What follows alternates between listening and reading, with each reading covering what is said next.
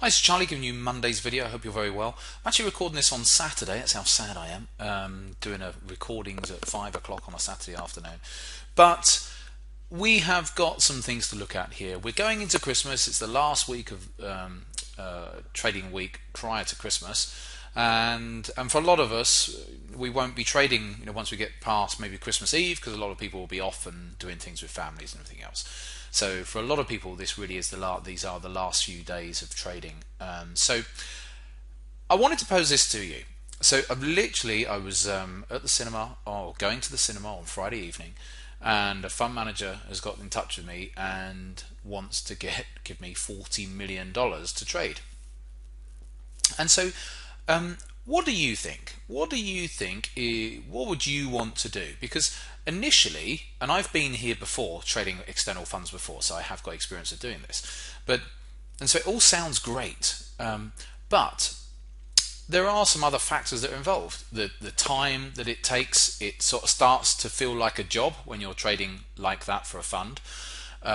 The pressure involved to deliver. All of a sudden, pressure is put on you when you're trading your own account. Well, for a lot of people who are newer, they feel pressure, but I don't feel pressure trading my own money. And so, but when you're trading external money, you have that air of responsibility, and just having to report in, and it feels like you've got a job again. So, I pose it to you. What would you want to do if you were offered a sizable amount of money to trade?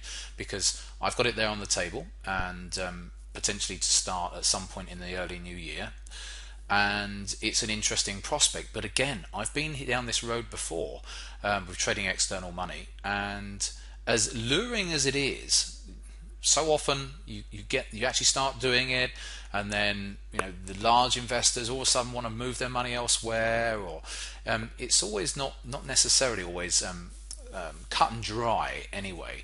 And so there's that big question: do you want to have your work-life balance disrupted slightly, because you get to a point where you're happy, content trading your own money, and all of a sudden it's like you've got a job again? So there's a big factor there. So I'll pose that one to you anyway. What would you do?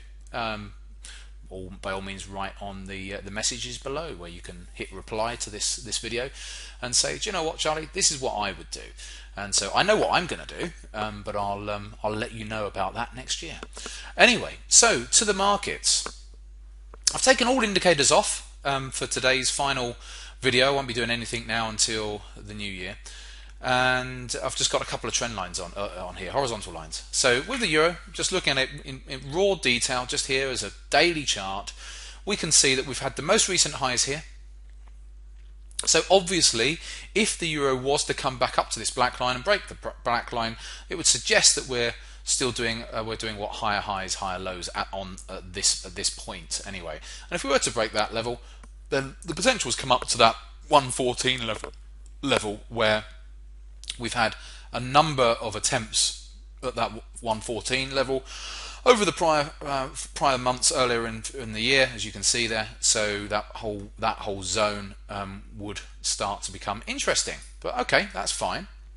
What happens if we carry on breaking down? Well, again, I could put a horizontal line on, and if we come down and break this level, especially this bar, the ECB bar. If we were to come down and penetrate that level, then we really should be starting to make our way down to that parity level, because this was quite a substantial bar, and if it gives back all of those gains, then really there's no reason why we can't see parity at some point in the first 6 months of next year. So that's all I'm looking at there on the euro dollar. We've got two scenarios involved here at the moment. One is to the upside, obviously, and one is to the downside, obviously. But just in pure simplistic terms, we just go to the prior highs or prior lows and say, okay, if that prior high gets broken, this is where we should go towards, and if the prior low gets broken, that's where that should go towards. So okay, so that's that market. I'm going to look at one other market. I'm going to put the Aussie dollar up, which, as we can see, looks a little bit chopwood, and it is quite a lot choppier. So again, using the same sort of principles, the last time we had a significant low was here in earlier part of November.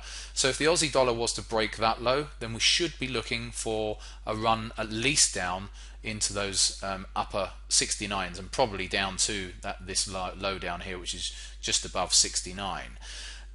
However, if the Aussie dollar was to break up, it's got this high up here. If it was to break that high, then I think it's a shoe in for about 75. If we actually go out to a monthly time frame, I love trend channels and trend lines.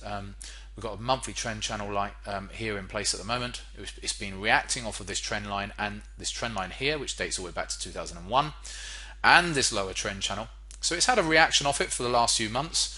It's possible that it just wants to roll over now. It's had a bit of a bounce, but it's also possible that it wants to continue further up into that channel.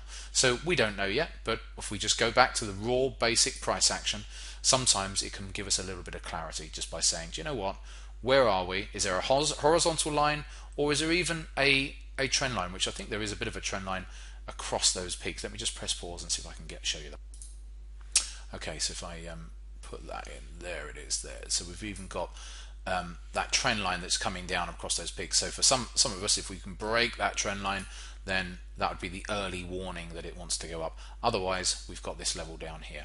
I shall leave that with you. Have a very happy Christmas and a jolly New Year, because there won't be any videos for me, at least anyway, because I'm away between Christmas and New Year anyway. And so I look forward to very much the trading going into 2016. I think it's going to be a very interesting year. I think the last few months, since liquidity got pulled, and a lot of liquidity got pulled after a lot of institutions took losses this year, both at the beginning of the year with the SMB crisis, and then again in late August with the volatility that came in August. So a lot of volume was pulled in those last few months. So hopefully that volume picks up as we go into the new year, and I think there's going to be some quite interesting opportunities. I've got to write my trading goals and my trading plan over the seasonal period as well. So and it's definitely worthwhile doing. Get your goals in, get your plan, your trading plan, how you're going to approach the year. Break it down into segments perhaps and take it from there. That's what I'm going to be doing. I've got an approach for the year. I've got to build and write that out so I know exactly what I'm going to be doing. Have a great one. I'll be back in touch in 2016.